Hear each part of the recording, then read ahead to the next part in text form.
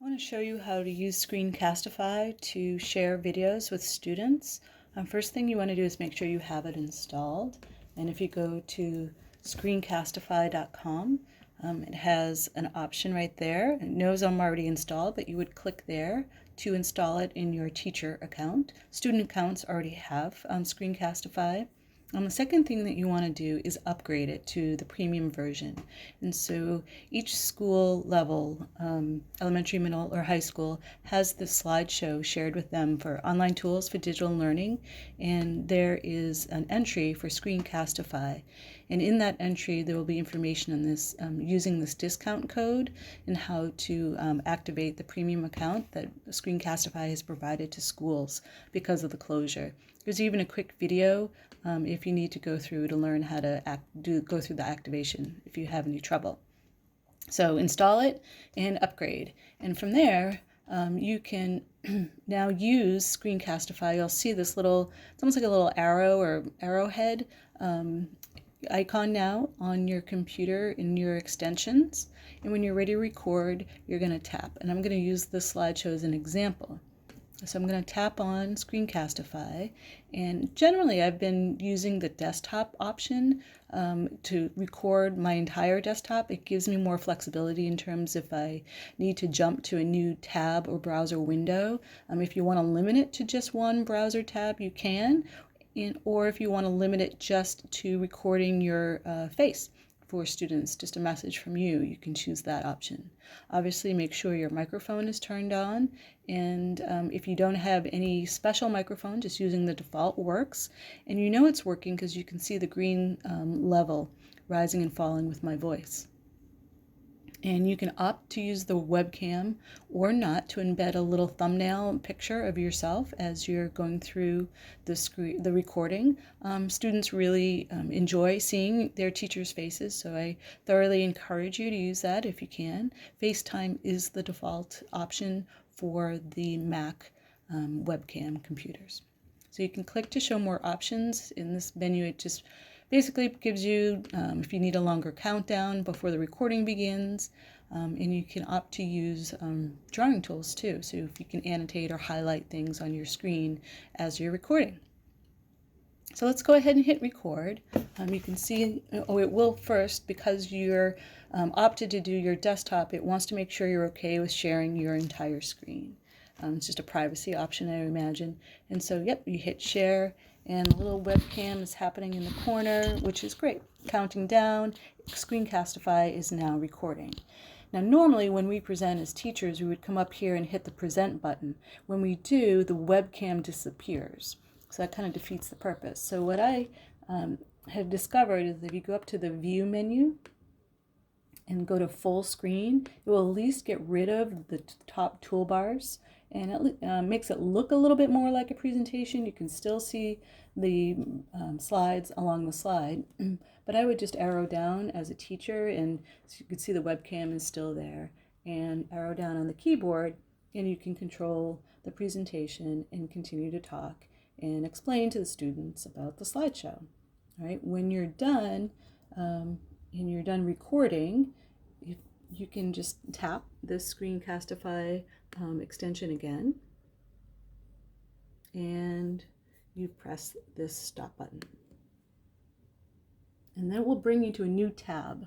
And this new tab shows you that Screencastify is saving to Google Drive, and then it will, without audio, just sort of replay your video. If you want to hear it, you can click to unmute, and you can decide whether you want to save it. It is saved. If you want to keep it, you would go ahead and change the title. This is something I'm always forgetting to do, right? But you definitely want to, as if you create a bunch of these, you want to be able to identify them because you're saving a whole bunch to your Google Drive. If you don't want it, you can click trash and just delete it. And you can obviously see that there's some editing options. This is only available to you as a premium, so upgrading your account allows you to use those editing. You can do a little trimming at the end if you want to, etc. All right, so now that's creating, recording, and doing a little bit of editing. You can now copy the shareable link from Google Drive. And I'm going to open up a new tab, and you can share this link with, in an email, in Google Classroom, in It's Learning, wherever, and it shows you that it's processing the video. Now this happens no matter what method that you're using, whether Google Drive or YouTube. It takes time to render a video. Google Drive, we found, has been taking a lot longer than YouTube. So I'm just going to reload, and yep, still processing. So if time is of the essence, we have found that publishing to YouTube is a quicker option. Now, in order to publish to YouTube, you have to establish a YouTube channel. That's also easy to do. If I open a new tab and click on the waffle, go down to YouTube. Right, here's the YouTube homepage, and I can click on my avatar here, my profile, and I can get to your channel. And here you can establish your channel. It may ask you a couple questions. So any of the videos that I upload are here. I can click on videos and see the list of videos that I've created. In 1 second, it's being a little slow. There's all the videos. You can also go over here to the side to your videos, right? So it will show all of them. Some of them are unlisted, right? You can choose to have things unlisted or public. All right, establish your channel. Come back over to your Screencastify video, and you can click Publish to YouTube. It's going to ask you to add your channel, and you connect it right there. You can choose which how you want it to the share settings. I'm going to do unlisted. All right, and then click upload. It will take a few moments to upload, and it will also, as I mentioned before, have to render as well. So it's not instant, but it is quicker on. All right, so let's view on YouTube. And sure enough, this video is being processed.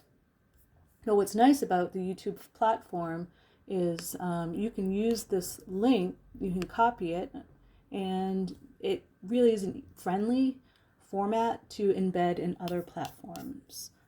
So that's why YouTube is really great. Yep, it's already done. And so here's the video on YouTube. So that's a really nice option, and it's great that Screencastify has given us premium versions to do that. Now I bet my Screencastify version on Google Drive is also finished rendering. Yep, sure enough. So there you have two options. Just wanted to show you how you could do it. And here's the link for the Screencastify one on Google Drive. So lots of options available to you. If you want to see where all of your recordings are, you can tap on this little 3 lines and go to My Recordings, and you can see all of your recordings that are saved to your Google Drive, all your Screencastifys.